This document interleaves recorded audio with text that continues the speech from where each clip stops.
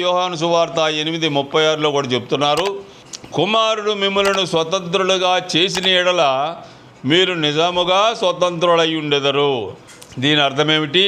మనము పాపముల చేత అపరాధముల చేత పడి చెడి నశించి నరకపాత్రులమైనటువంటి మనలను ఆయన యేసుక్రీస్తు ప్రభువారి పరిశుద్ధ రక్తంతో కడిగి శుద్ధీకరించి మనలను స్వతంత్రులుగా చేస్తాడు.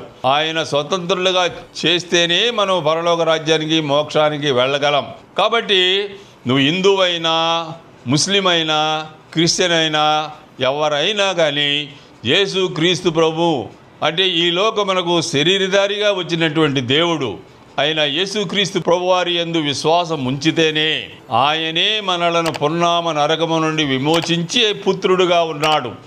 ఆయనే మనలను స్వతంత్రులుగా చేసే దేవుడై ఉన్నాడు. ఆయనే మనకు మోక్షాన్ని ఇచ్చేవాడుగా ఉన్నాడు. ఆయనే సర్వ సృష్టికర్త అయినటువంటి దేవుడు. కాబట్టి అందరూ మీరు ఎవరైనా మనెవరైనా యేసుక్రీస్తు ప్రభునందు విశ్వాసం ఉంచితేనే మనము పరలోక రాజ్యానికి వెళ్తాం, మోక్షానికి వెళ్తాం.